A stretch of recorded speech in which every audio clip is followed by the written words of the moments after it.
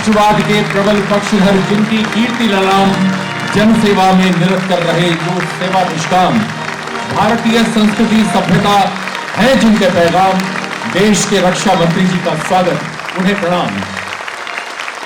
शस्त्र और शास्त्र की शक्तियों से संपन्न भारत मां की अस्मिता और अखंडता के लिए कृत। ये बड़े गौरव एवं हर्ष का विषय है कि आज इस अवसर पर हमारे मध्य मुख्य अतिथि के रूप में पधारे हैं ओजस्वी एवं तेजस्वी आभा के प्रतीक हमारे राष्ट्र प्रहरी माननीय रक्षा मंत्री भारत सरकार श्रीमान राजनाथ सिंह जी। जोरदार तालियों से उनका स्वागत करें, अभिनंदन करें। महोदय, आपका और आपके साथ पधारे आप सरीखे कर्मठ नेता, राष्ट्रवाद के अग्रदूत, श्रद्धेय प्रधानमंत्री श्री नरेंद्र मोदी जी के विश्वास पात्र राष्ट्र प्रहरी को हम अपने मध्य पाकर के गौरवान्वित महसूस कर रहे हैं।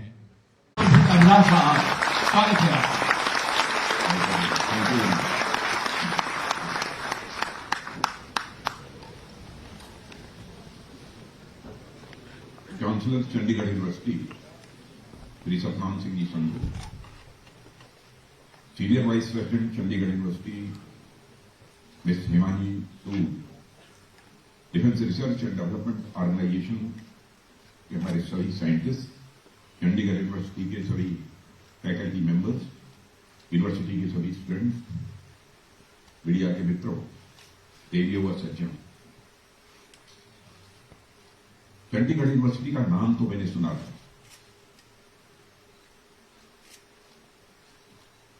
लेकिन चंडीगढ़ यूनिवर्सिटी के बारे में मैं अच्छी तरह वाकिफ नहीं था। इस यूनिवर्सिटी के वाइस चांसलर श्री सतनाम सिंह जी संधू से कुछ महीने पहले एक बार भेंट हुई और उन्होंने इस यूनिवर्सिटी में एक कार्यक्रम में भाग लेने के लिए मुझसे आग्रह किया था। मैंने अपनी कंसल्ट भी दे दी थी कि मैं निश्चित रूप से कार्यक्रम में आऊंगा, लेकिन पिछली बार कुछ ऐसी परिस्थितियां बनी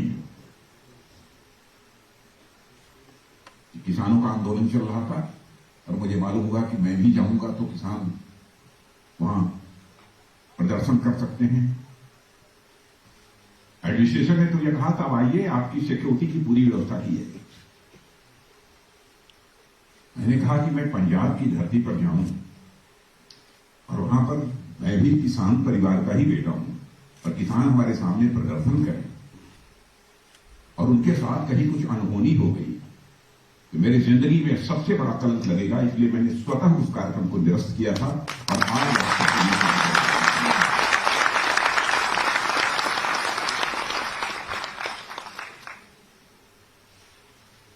चंडीगढ़ यूनिवर्सिटी में जो कुछ भी थोड़ा बहुत मैंने देखा है, बच्चों के साथ सीधा इंटरेक्शन हमारा नहीं हुआ है, लेकिन फिर भी मैं बच्चों के फेशियल एक्सप्रेशन को, जो जिस समय सारा जो ये एग्जीबिशन लगा हुआ था उसको मैं देख रहा था और कुछ बच्चे भी उसमें हमारी ब्रीफिंग कर रहे थे तो मैं उनके चेहरे को देख रहा था और इस यूनिवर्सिटी की प्रीमाइस को भी वैसे ही नजर दौड़ाकर मैंने देखा। मैं इतना कहना चाहता हूं कि बहुत सारी यूनिवर्सिटी में भी मुझे जाने का अवसर इस देश में मिला है। बहुत सारी यूनिवर्सिटी में मैं गया हूं, कन्वोकेशंस को एड्रेस किया है, कई कार्यक्रमों को एड्रेस किया है, लेकिन थोड़े समय में जो कुछ भी मैंने देखा है, जो कुछ भी महसूस किया है, जो मेरा परसेप्शन बना है, मैं इतना ही कहना चाहूंगा कि चंडीगढ़ यूनिवर्सिटी के बारे में मैं बहुत हाई परसेप्शन लेकर वापस जाऊंगा।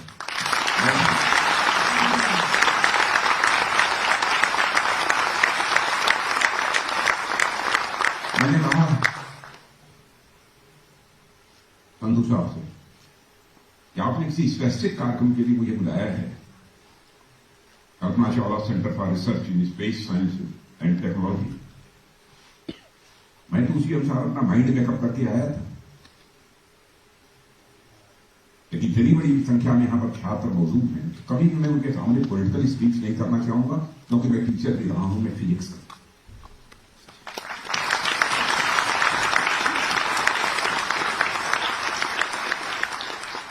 कभी मैं यहाँ के स्टूडेंट्स के बीच में आगे कभी भी हो सकता है, कभी एक बार मैं फिर आना चाहूंगा और जो हमारे भारत के भविष्य हैं इस यूनिवर्सिटी में, उनके सामने मैं घंटे, आधे घंटे, 45 मिनट जो कुछ भी होगा, मैं अपने विचार यहां पर उनके सामने में रखना चाहूंगा।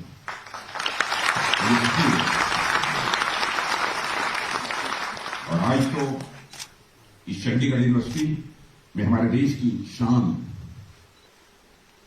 कल्पना चावला के नाम पर स्थापित हो रहे Kalpana Chawla centre for research in space sciences and technology के उद्घाटन के लिए आप सबके बीच यदि मैं यहां उपस्थित हूं, सब कुछ मुझे बेहद खुशी हो रही है।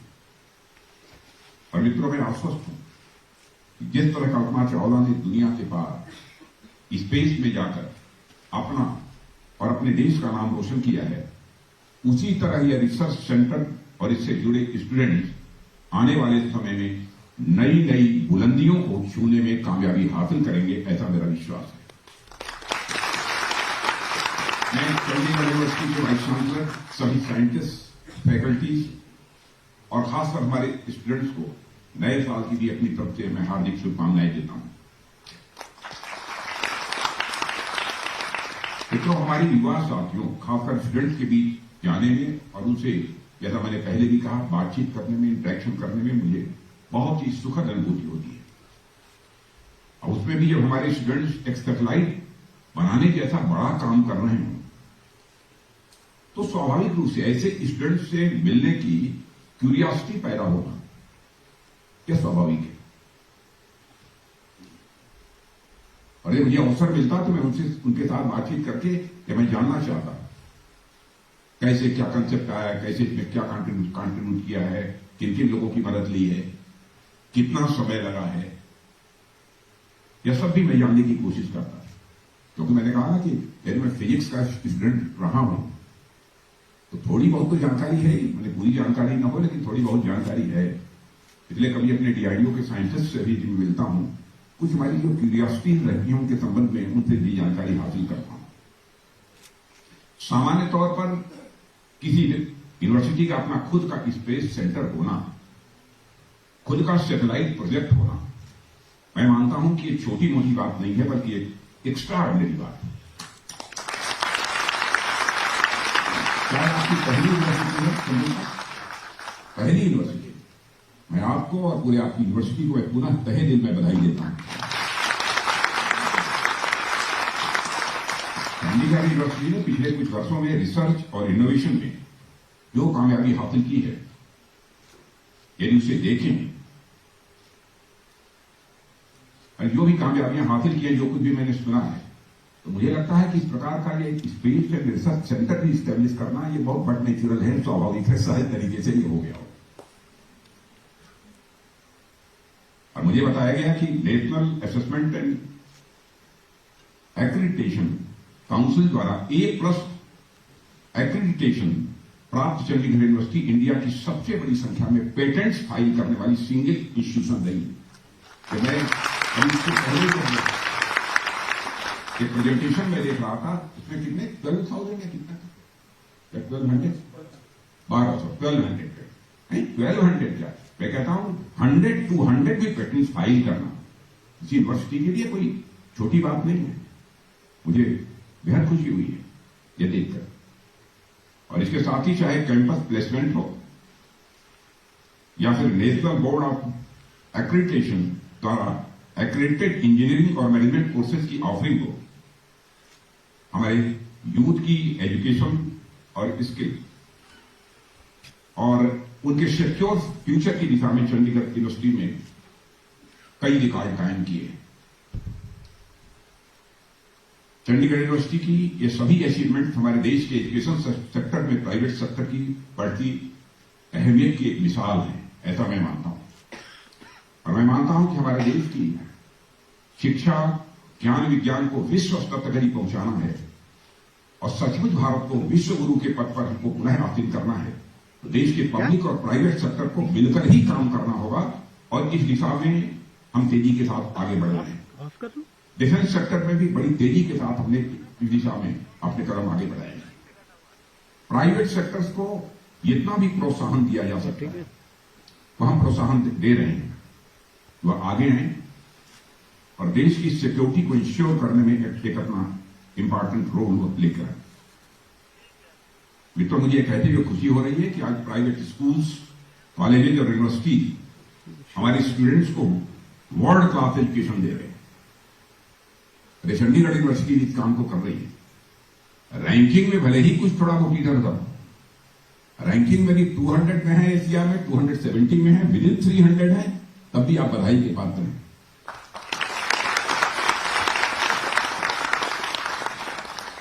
और मैं देख रहा हूं कि आप जैसी यूनिवर्सिटी के कारण ही ह्यूमन कैपिटल में एक क्वांटिटेटिव और क्वालिटेटिव दोनों दृष्टियों से इजाफा हो रहा है, ये वृद्धि हो रही है। और मित्रों, आज जिस स्पेस रिसर्च सेंटर का उद्घाटन हो रहा है, वह न केवल चंडीगढ़ यूनिवर्सिटी के लिए एक बहुत बड़ा माइलस्टोन है, बल्कि हमारे देश के स्पेस सेक्टर के लिए बहुत ही महत्वपूर्ण है और इसकी एक विशेष अहमियत भी। और इसी तरह के प्रयासों से हमारा देश भविष्य में वर्ल्ड की टेक्नोलॉजिकल लीडरशिप प्राप्त कर सकता है। यही रास्ते होते हैं, साथ ही अपने एंशिएंट टाइम के उसी गौरव को प्राप्त कर सकता है जिसके लिए यह देश पूरी दुनिया में कभी जाना जाता है। हमारा देश प्राचीन समय में आर्ट, लिटरेचर, म्यूजिक, एस्ट्रोलॉजी के साथ साथ स्पेस से जुड़े सब्जेक्ट जैसे एस्ट्रोनॉमी, कॉस्मोलॉजी आज में भी काफी एडवांस रहा है। यानी यह देश जितना साधु संतों का रहा है, उतना ही स्कॉलर्स और साइंटिस्ट का भी है। और आश्वस्त रहिए, यदि हमारे गुरु तेग बहादुर के पैर इस धरती पर ही पड़े हैं, तो उनके आशीर्वाद से वर्ल्ड में टॉप 3, टॉप 4 में यह कभी कभी चंडीगढ़ यूनिवर्सिटी आकर खड़ी होगी।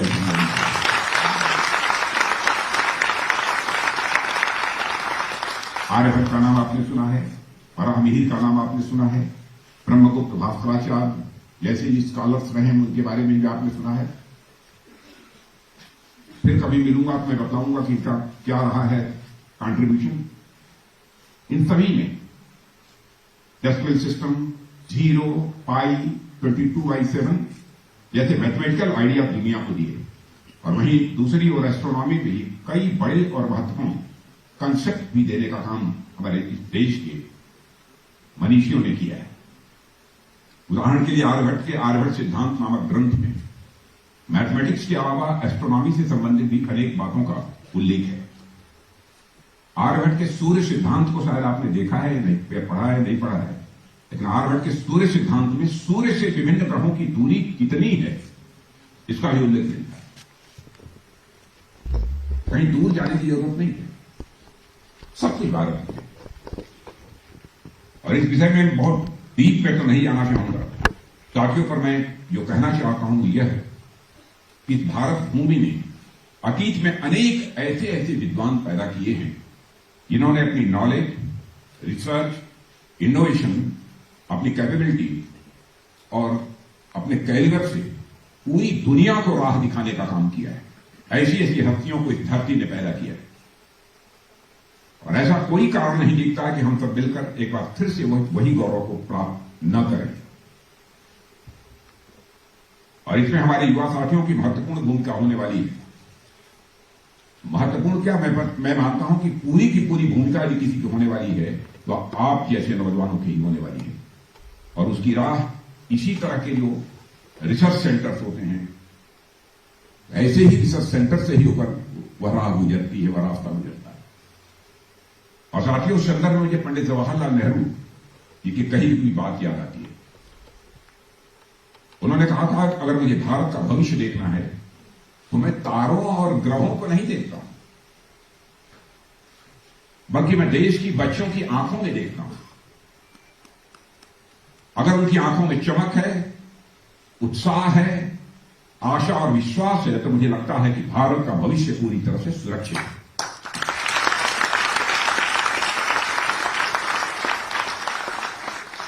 When I want to know the future of India, I look not at the stars and planets, but into the eyes of the little children. If their eyes are bright and full of joy and hope, the future of India is safe.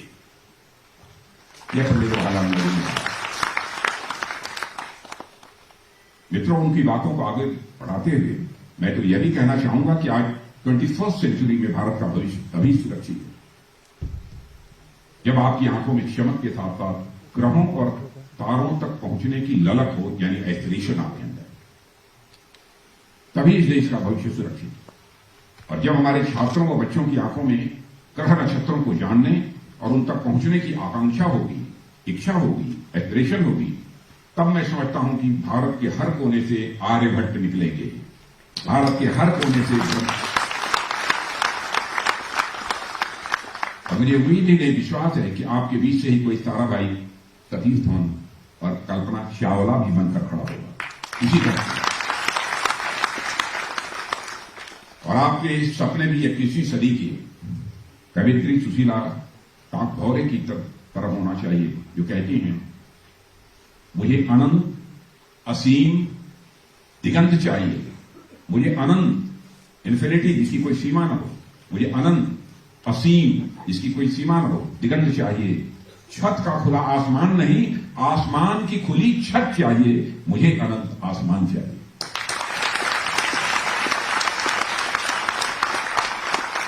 साथियों, space sector आज आम जिंदगी में अपनी एक अहम भूमिका का निर्वाह कर रहा है। आने वाले समय में तो लोगों की ओवरऑल डेवलपमेंट में यह भूमिका और भी बढ़ने वाली है। और आज आम लोग ये समझने लगे हैं कि स्पेस सेक्टर उनसे दूर की कोई अलग चीज नहीं है, बल्कि यह उनकी health, education, agriculture, climate, communication, trade, transport और हमारी नेशनल सिक्योरिटी से यह जुड़ी हुई चीज, और हमारे गवर्नमेंट से लेकर इंडस्ट्री और हमारी रोजमर्रा की चीजों जैसे टेलीमेडिसिन, ई लर्निंग और डिजास्टर वार्निंग में भी स्पेस अपनी किस प्रकार से अहम भूमिका निभा रहा है, उसकी जानकारी आपको निश्चित रूप से होगी। साथियों, आज किसी को चंडीगढ़ यूनिवर्सिटी में आना होता है तो किसी और से रास्ता पूछने के बजाय अपने मोबाइल में मैप खोल लेता है, और कहीं किसी ट्रिप या का प्लान करना होता है तो पहले वहां से के वेदर के बारे में मोबाइल फोन से जानकारी हासिल कर लेता है। पिज्जा, बर्गर ऑर्डर करके हमारे युवा साथी डिलीवरी पर्सन की लोकेशन 30 मिनट के अंदर अंदर 4 बार ट्रेस कर लेते हैं, और आप सब जरूर करते होंगे। और आज हमारे किसान भाइयों और कोस्टल एरिया में रहने वाली एक बड़ी आबादी को किसी भावी खतरे से काफी पहले ही जानकारी मिल जाती है, अब वह अलर्ट हो जाता है, और भारी जानमाल और संपत्ति के नुकसान से वो बच जाता है। यह सभी सुविधाएं किसी न किसी तरह स्पेस से ही जुड़ी हुई है, यानी बेहतर मैपिंग, इमेजिंग और कनेक्टिविटी की सुविधा, स्पीडी ट्रांसपोर्टेशन की सुविधा, बेहतर वेदर फोरकास्ट और डिजास्टर मैनेजमेंट के साथ ही हमारी सीमाओं की सुरक्षा आज भी इस स्पेस सेक्टर से बहुत ही गहराई के साथ ये जुड़ी हुई है। कोविड-19 जैसे पैंडेमिक के दौरान भी दुनिया भर को आपस में जोड़े रखने और टेस्टिंग से लेकर डाटा ट्रांसफर और एनालिसिस में किसी न किसी रूप में स्पेस की एक बहुत ही अहम भूमिका रही है। यानी महाभारत के संजय की दिव्य दृष्टि की तरह, महाभारत के संजय की दिव्य दृष्टि से आप परिचित होंगे, महाभारत के संजय की दिव्य दृष्टि की तरह ही स्पेस सेक्टर भी हमें वह दृष्टि देता है जिसके सहारे न केवल हम दूर की चीजें देख सकते हैं बल्कि उस पर प्रैक्टिकली काम भी कर सकते हैं। मित्रों, इसकी अहमियत को समझते हुए, साथ ही इसके पोटेंशियल को भी देखते हुए, हमारी सरकार ने स्पेस सेक्टर को अपने विजन का एक बहुत ही इंपॉर्टेंट पार्ट, एक बहुत ही अहम अंग बनाया है। नेशनल डेवलपमेंट में स्पेस सेक्टर को लेकर जो सपना किसी समय डॉक्टर विक्रम साराभाई, डॉक्टर सतीश धवन और डॉक्टर एपीजे अब्दुल कलाम ने देखा था, हम उसे पूरा करने की ओर तेजी से आगे बढ़ रहे हैं और भी तेजी के साथ आगे बढ़ेंगे, और उसमें मेजर कंट्रीब्यूशन यदि होगा किसी का, आप जैसे नवयुवकों का होगा, आप जैसे बच्चों का होगा। और साथियों, आज जिस तरह हमारी space agency Indian space research organisation का फॉर्मेशन हो रहा था, उस समय दुनिया में यूएसए, यूएसएसआर जैसी कंट्री इस सेक्टर में काफी आगे बढ़ चुकी, यानी दुनिया में हमारे लिए स्थान बनाना एक बड़ा और कठिन कार्य था। इसके बावजूद इसरो की लीडरशिप में हमारे साइंटिस्ट की दिन रात की कड़ी मेहनत और लगन, उनके उत्साह और उनके विजन ने 5 डिकेड्स के अंदर भारत को टॉप स्पेस पावर्स की कतार में लाकर खड़ा कर दिया। अब इसको आप सबको जानकारी होगी कि अब तक के 100 से अधिक सैटेलाइट लॉन्चेज, 54 एक्टिव सैटेलाइट और दुनिया के टॉप 5 स्पेस प्रोग्राम्स के साथ स्पेस टेक्नोलॉजी में हमारा देश दुनिया की टॉप 7 कंट्रीज में से एक है। और आज स्थिति यह है कि हम अपने सैटेलाइट को स्पेस में भेज ही रहे हैं कि किफायती, सस्ते और भरोसेमंद होने के कारण दूसरे देशों के भी सैटेलाइट्स भी इसरो के माध्यम से स्पेस में लॉन्च किए जा रहे हैं। और अब तक इंडिया ने USA, Japan, Israel, France, Spain, UAE और सिंगापुर जैसी 34 कंट्रीज के लगभग 350, अप्रॉक्सीमेटली 342 है, एग्जैक्ट फिगर शायद 342 है, सैटेलाइट स्पेस में सफलतापूर्वक भेज चुके हैं। पिछले 3 साल में इसरो ने 5,600 करोड़ रुपीस के अपने लॉन्च मिशन के द्वारा कमाए हैं। 5,600 करोड़ अपने लॉन्च मिशन के द्वारा अर्न किए हैं। यह कोई छोटी बात नहीं है, बल्कि मैं मानता हूं कि देश के लिए एक बहुत बड़ी उपलब्धि है। मंगलयान जैसे मिशन, जिसके लिए लगभग हमसे 10 टाइम अधिक कास्ट लगने के बाद भी यूएसए और रशिया जैसे देशों को 5-6 बार प्रयास करने पड़े। इसकी जानकारी आपको होगी, उसी समय कुछ वर्ष पहले की बात है।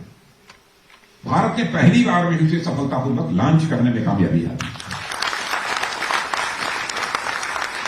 आप लोगों को याद हो कि हमारे माननीय प्रधानमंत्री श्री नरेंद्र मोदी जी ने कहा था, जितने खर्च में हॉलीवुड में स्पेस से रिलेटेड फिल्म बनती हैं, उससे काफी कम खर्च में हम अपने ऑर्बिटर स्पेस में भेज देते हैं। यह हमारे स्पेस सेक्टर की ताकत। हमारे नवयुवकों को अपने स्पेस सेक्टर की ताकत को समझना चाहिए। 20th सेंचुरी इस बात की गवाह रही है कि जिन जिन देशों ने भी स्पेस टेक्नोलॉजी में प्रोग्रेस के प्रयास किए, उनकी ओवरऑल साइंटिफिक प्रोग्रेस में बढ़ोतरी होती गई।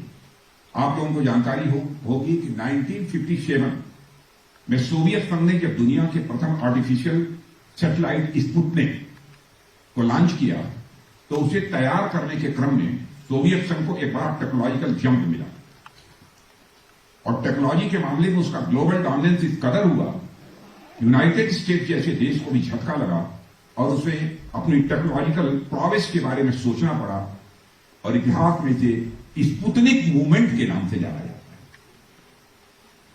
हालांकि यूएसए ने इसे पॉजिटिव तरीके से लिया और प्रेसिडेंट जॉन एफ कैनेडी के आह्वान पर वहां की साइंटिफिक कम्युनिटी अपोलो मिशन के माध्यम से पहली बार मानव चांद पर पहुंचाने में सफल रही।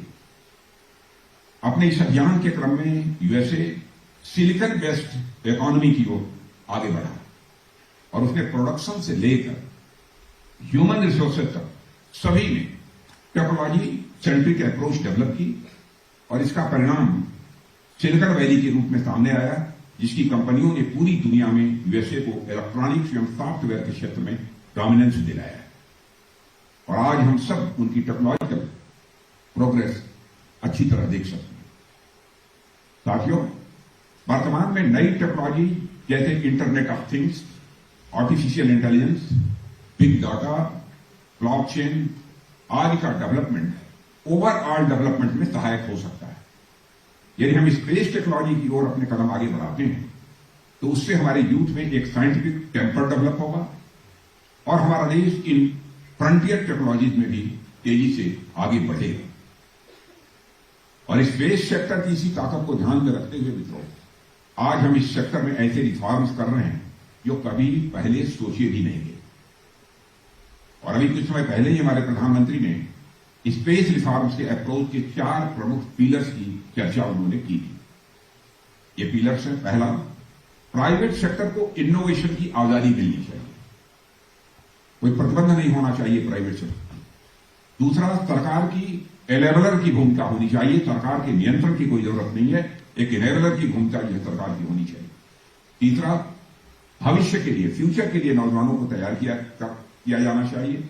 चौथा, स्पेस सेक्टर को सामान्य ह्यूमन डेवलपमेंट के टूल के रूप में देखा जाना चाहिए। ये सभी पिलर्स अपने आप में स्पेस सेक्टर को नई ऊंचाइयों पर ले जाने के साथ साथ हमारे देश की प्रगति को नई दिशा देने वाले हैं और हम इन पिलर्स पर लगातार काम भी कर रहे हैं। उदाहरण के लिए साथियों, अब तक स्पेस और इस सेक्टर से जुड़ी गतिविधियां सीधे सरकार के हाथ में हुआ करती, सरकार का नियंत्रण होगा।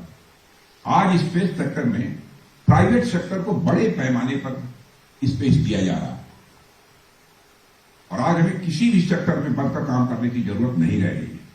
इसलिए चाहे डिफेंस हो या स्पेस हो, हमारी सरकार प्राइवेट सेक्टर का पूरी तरह से स्वागत कर रही है और प्राइवेट सेक्टर के पोटेंशियल को देखते हुए और उनका पूरा लाभ लेने के लिए सरकार स्पेस से जुड़ी टेक्नोलॉजी और एक्सपर्टीज शेयर कर रही है। प्राइवेट सेक्टर की अहमियत को मैं डिफेंस मिनिस्टर होने के नाते मैं कह सकता हूं, Bharat defence platforms, weapons, guns, इन मामलों में सामान्यतः इंपोर्ट करता था दुनिया के दूसरे देशों से। पहली बार हम लोगों ने 209 आइटम की एक पॉजिटिव लिस्ट निकाली है और यह कहा है कि चाहे जो कुछ भी हो जाए, डिफेंस से जुड़े 209 आइटम अब हम बाहर से इंपोर्ट नहीं करेंगे और ये सारे आइटम बनेंगे तो भारत में बनेंगे। यह फैसला किया है। पब्लिक सेक्टर अंडरटेकिंग्स भी हमारी कई हैं, उसमें भी बहुत सारी चीजें होती हैं जो बाहर से लोग इंपोर्ट करते हैं, उनकी भी एक लिस्ट हमने जारी कर दी है।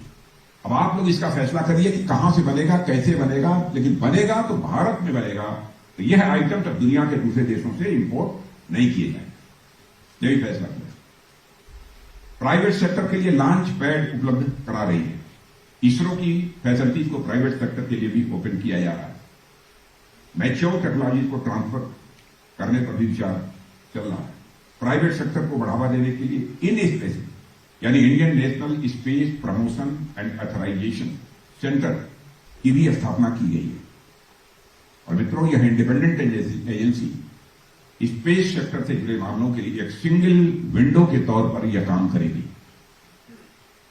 और इससे प्राइवेट कंपनीज को काफी सुविधा होगी और उनके प्रोजेक्ट्स आसानी से आगे भी बढ़ सकेंगे।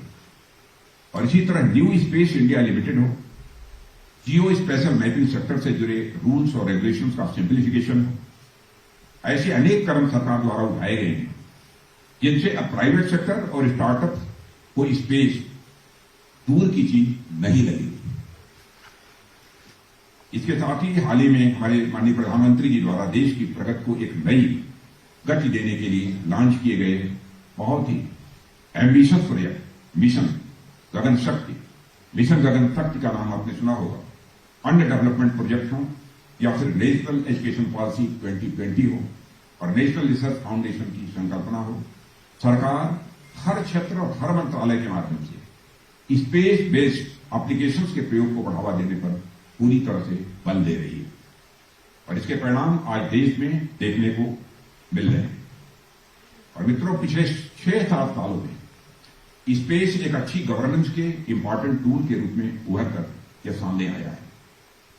गांव गलियों तक रोड और अदर इंफ्रास्ट्रक्चर में जियो टैगिंग का उपयोग हो, सैटेलाइट इमेजनरी के माध्यम से सुदूर क्षेत्रों में विकास कार्यों की देखरेख का प्रश्न हो, ग्राउंड वाटर का डिटेक्शन हो, मॉनिटरिंग हो या मैनेजमेंट, किसानों के लिए फसलों और खेतों से जुड़ी समस्याओं का समाधान हो।